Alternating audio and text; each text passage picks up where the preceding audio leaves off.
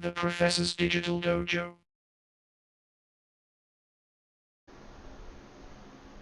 Alright everybody, welcome back to the dojo. So today we're going to be going over a tutorial that's kind of an extension of matching camera plates, meaning the background image that we're trying to composite CGI imagery into. And hopefully we'll learn a few tricks that'll help us do a better job of that task. So first and foremost, I want to bring my plate in. It can be a still image. It can also be a image sequence. We've talked about that. So I'm going to come down to image plane, import image. And let's go right to my working archive, and we'll use Villa Study 1. Now, a couple of things I need to do first. I really do need to fit this into my screen. I could do a shortcut right here and do fit to res gate, resolution gate. However, my resolution gate is not set accurately right now. What I would really like to do is set it to 1920. Oops, sorry. For me, it's 2160. For you, it'll be 1920 by 1080. 2160. And I think it's 1366. 1360. Hold on, let me do the math real quick. It would help if I punched the right number in right here at 1366. Boom, there we go. Alright, so everything fits nicely. As I said, you guys will be working with 1920 by 1080, so that'll be a pretty easy number to punch in. Now, we talked about aligning our grid to our film plate so that we could have sort of a basic starting point for everything. Now, if there was one piece of information that I could get from the camera, that would be the focal length at which this was shot. Now, fortunately, I can look at Adobe Bridge and see, because it's a still image and within the EXIF metadata, I can see that it was shot at 35 millimeters. And if we go to View, select Camera, you can see that we default to 35. So we're already at the focal length that we need to be, but that is hugely important. If we're not at the correct focal length, there is no way we can start to align these things up. The second thing is here in the Villa, we have a nice marble inlay in our study, and this gives us some 2-point perspective parallax lines that we can really use to help to align the scene. However, I want to show you guys something a little bit different. Now, the professional workflow would not be to just hold the Alt key down and kind of move the camera until we got there. That's when you're beginning, that's fine to learn how to do that, and it's helpful. However, for precision workflows, which is what we are doing, that is not really going to cut it for us. So what we're going to do is we're going to first go up to Panel, Perspective, and we're going to create a new camera. The reason we're doing this camera, let's set ourselves up for a 2-up view. We're going to come over here to this icon so that we can see 2 views at one time. This is our perspective camera, the one we're trying to align to our plate, and we'll switch this one right here to our new Panel Perspective 1 camera. The reason we're doing this is we can actually see this camera right in here over here. Now, why am I doing this? And it's because of this. If I wanted to rotate this camera, you'll see that it's parented to the image itself. That doesn't do me a lot of good in positioning things. It really doesn't. If I hit T for my manipulator on my keyboard, that allows me to kind of isolate a few movements, and that's pretty nice. What I really want to do, though, is I want to grab this camera and hit Control G on my keyboard so that I group it to the scene. Now, the reason I do that is if I rotate the group, you can see that we have a completely different gimbal gizmo than we would if we were on the camera. In fact, if I grab the camera, once again, it's parented to the plate. However, if I hit the up key to bring us to our group here, I can now have and look at the grid over here while I'm doing it, I can have a much more effective method of aligning things. And then I could hit T on my keyboard if I need to move things over just a wee bit. Whoop, there we go. So this is a much more professional workflow for doing things. Now, let's switch just to this view. If I need to do some micro corrections, I'm going to switch to my channel box and layer editor over here. You could do it in attribute editor as well if I go to my respective shape, but I like doing it in the channel box so that I can do my rotations. I can hold down the control key and very gently kind of move things up and down. I can very gently rotate on the Z axis. I'm trying to line this back line up with the sort of corner here. And then if I need to rotate like this way, I can do so.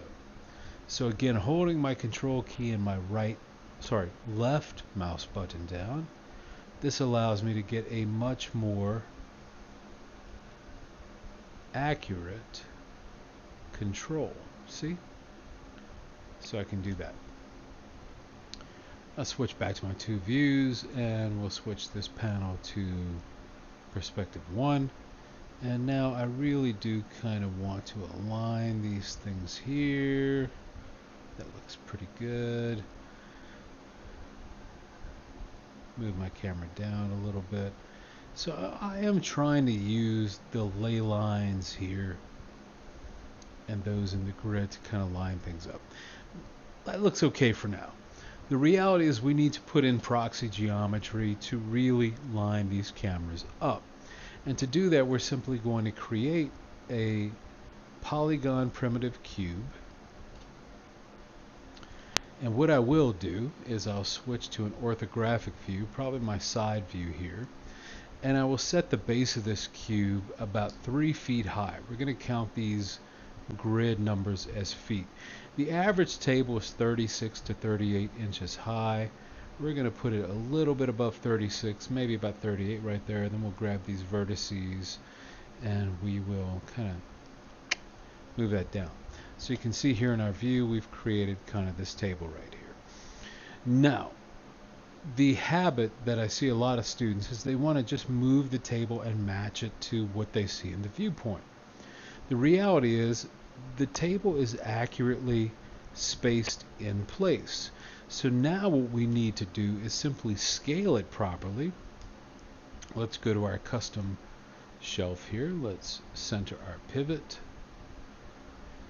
So let's scale it properly. And we can grab our vertices if that helps you do it sort of this way. Right about here. So I'm kind of lining them up, as you can see, with the edge of the table. And then I might grab these, whoops, don't want to do that. Grab these verts here, and I can start to move those forward. Oops. What view was I in? That's my bad. Oh, side. Yeah, let's go to top view here, orthographic top. And there we go. I grab these, and we're going to start to move these forward so that they're about right there. So we're creating this proxy geometry. Now, whilst I'm working this way, I find it's helpful to go up to our shading in our viewport and turn on 1 X-ray and then 2 wireframe unshaded. This allows me to see things a little more easily and to really kind of move everything where it needs to be. There you go. So you can see right there. In fact, we'll probably need to bring our table's width in a bit, like that. But you can see that now that we've got our sort of geometry set in, I'm going to move it over just a bit so that it fits this table, and I'll move it down just a little bit. There we go. So we're kind of fitting the surface. Once again, I want to move everything at one time. In fact, I don't want to move just one corner, i.e. I don't want to do this to make things fit. I know my table's square. I want to keep it square. However, we'll notice things don't fit quite properly. And that's because we've got our grid down. However, we're assuming that all of these lines are perfectly straight. We're assuming this table is perfectly straight. None of that is true. The best we can do is to use this proxy geometry now. We're going to go back to our camera group. Let's go back to our 2-up view, like so. There we go. We're going to grab our camera, hit the up arrow key on your keyboard to bring us to the top of the group. And now we're going to use this, let's say we rotate. We're going to rotate this, and I can pop back to this full view here. With the control key held down, very carefully I want to start to move this so that everything lines up a bit better. If I need to translate it, meaning move it side to side, I can do so. This proxy geometry really helps us to create a very accurate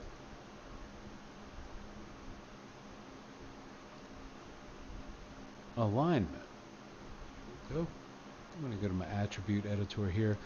I like to do it in the attribute editor because oddly enough, in the attribute editor we get thousandths. So here I can rotate in the thousandths of degrees instead of hundredths. So you can see I'm using now this proxy table that I built to kind of line things up. And if I have to translate in space a little bit, I'll do that. Again, I'm holding down my control key and my left mouse button in each of these channel boxes, and I'm just very gently, very gently rotating things until they fit. I think we can scale our table up just a skosh. Whoops. About right there is good. And now we're pretty well positioned. So what we've done is we've used our grid to match to our ground, and then we've created some proxy geometry with best guess scenario to say about how high it was off of that ground. If I don't have that information, I just kind of visually have to reproduce it. This is the art and science of photogrammetry, and it does take a little bit of practice, but everyone gets it in the end. So as of right now, we have a scene that looks, whoops, let's Control Z that. I don't know how I did that. We have a scene that looks like this. We've just got basic proxy geometry, 38-ish inches above the ground level. Our camera is in place. Everything seems to be about good. So at this point, I'm going to lock that camera down. This icon right here. Now, that locks me into place. I'm good to start to build the rest of the proxy geometry. So the first thing I want to do is I really need to give this room some rough geometry. Since we're locked into place and we know everything's working, let's create a polygon primitive cube. And we're going to just kind of go with the basics of the, whoops, sorry about that. Control Z. Control Z. What the fudge? Delete. There we go. I'm going to create a polygon primitive cube. Sorry about that, guys. All right. The first thing I really need to do, though, is I need to make sure that this cube, so I'm going to switch to an orthographic view side. I need to make sure that the base of this cube is right on the base of my grid. I'm going to hold down my D key, then my V key. That allows me to snap my pivot point to the bottom of my cube. Then I'm going to hold down my W key, whoops,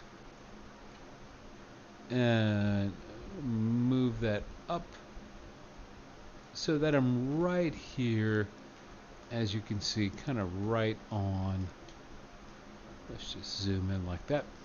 So I'm right on the base of the grid. All right. Now let's scale it up.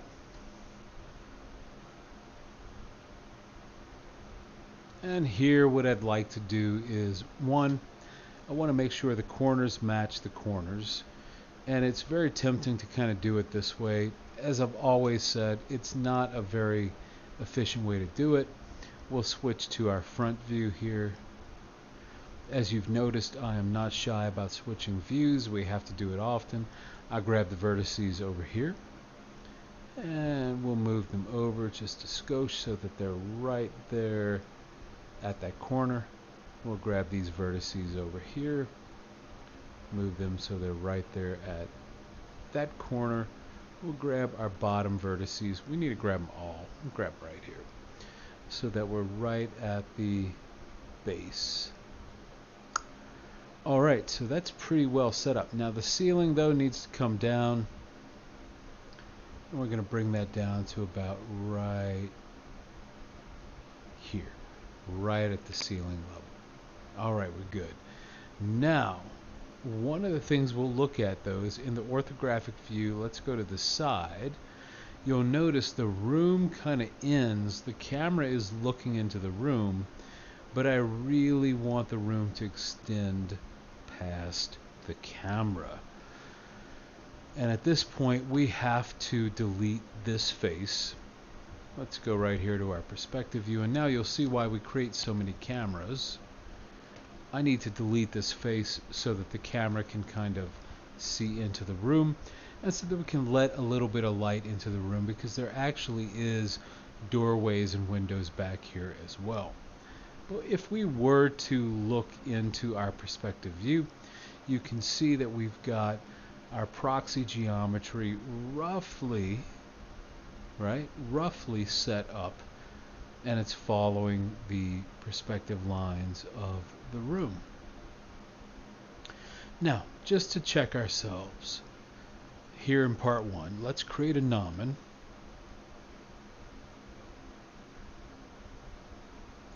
Create our cylinder gnomon. There we go. Hold down D and V, snap that to the base, and then let's move that right on top of our table here. Hit F on my keyboard to focus, and we're going to put that right on top of the table. Alright, let's narrow that a bit. And this is all kind of personal taste. I like my gnomons to be kind of tall and thin, just so that I can have a better sense of kind of what's going on. And again, I will switch my views to whatever is most efficient for me at the moment. Let's assign an AI standard surface material to our gnomon. Let's grab our table here and assign an AI standard matte material. And then to our room here, we're going to assign an AI standard surface material. We will adjust the color and things later, but for the moment, the important part is making sure that we really can't see it. So after we assign our material, let's select it, and then under its shape node in the Arnold tab, we're going to turn off primary visibility. So it reflects and throws light around the way it should. However, it doesn't show up in the render. Now, what we need for the scene are some lights, and this is pretty simple, straightforward thing to do. I am going to use my mesh tools. I'm going to use the insert edge loop tool, and I'm going to start to put in some geometry where these windows need to exist, like so. Good. Then we need right here, right here, right over here, here. Notice this window is lower, so we are going to put in a much lower shot, and then let's put an edge loop in to account for that window there, and that window there. Now I could start to put in edge loops for the doors and things like that, but right now we just want to let some light into the room. So I'm going to switch to face mode, and we're simply going to delete these faces so that we can put, let me switch to my other camera here, our perspective 1 camera, so you guys can see. There we go. Alright, so now this is an annoyance. I'd like you guys to know this little trick. You notice how the image plane is getting in my way? I can select the image plane, and I'll do that. I'll go to View, select Camera, and then under my channel box layer editor, well, let's just grab the image plane by itself. It's a little challenging to do. Let's switch to perspective view. Grab the image plane, not you. I want the image plane. View, select camera. Boom. And here we've got our image plane shape. I'm going to set the depth here to 1000. Now it doesn't change anything we see here, but however, when we switch back to our working camera, this perspective 1 camera, you can see that the image plane no longer gets in our way. It's 1000 units away. And that's really, really helpful to what we're doing here. So a couple of things. I'm going to go a little extra because that's me. That's how I roll. I'm going to grab these edge loops around these windows, and I'm going to Control E to extrude them just a little bit, because these windows do have casements. Casement is that sort of inset that a window has, and I want them to be able to cast proper shadows. That's pretty simple, straightforward. At this point now, I am just going to create some area lights to put in each window. Now, normally we would go to Create, Lights, and we would do an area light and start to set all that up. I'm going to show you guys something a little better now. We've moved along. We're going to go up to Arnold, and we're going to come to Lights, and we're going to create an Arnold area light. The reason these are superior is that the Arnold area light is already designed with quadratic decay and all those things in mind. If I can grab the damn thing. There we go. That'll work right there. So I don't have to hit E on my keyboard to rotate, hold down the J key, and allows me to snap through 15 degrees at a time. There we go. So using the Arnold lights, they are a bit more efficient. They're designed for exactly what we need to do, which is to set physically accurate parameters. So right out of the box, they are set to do exactly that. Now I want to scale them just a wee bit larger than the area that they are encompassing. So you can see here for the window, let me grab that here. You can see that I've got it just a little bit larger than the window area. And I'm going to set everything here. Notice I don't have to set quadratic decay. We'll set this to about an exposure of 9. And let's set our samples at a minimum of 4. We'll then hit Control D to duplicate it. We'll bring it over to this window over here. And we'll hit Control D to duplicate it again. And this one we will scale so that it fits these French doors right here. So a little bigger, a tiny bit wider. So I like to set one light and then just duplicate it the way I can. Now the room, again, we have assigned that an AI standard surface material. We have not given it any color or anything yet, but let's just take a look real quick. I'm going to push the roughness up. Let's take a look at how our Namen renders onto our shadow plate so that we can get a sense that we've set our lights and our proxy geometry up in a accurate fashion. Before I do that, I want to acknowledge the fact that this seems like a lot and it seems complicated. However, it's really not, guys. It is just sort of like building out rough Lego geometry that matches the surrounding environment and putting in lights that roughly match the surrounding environment.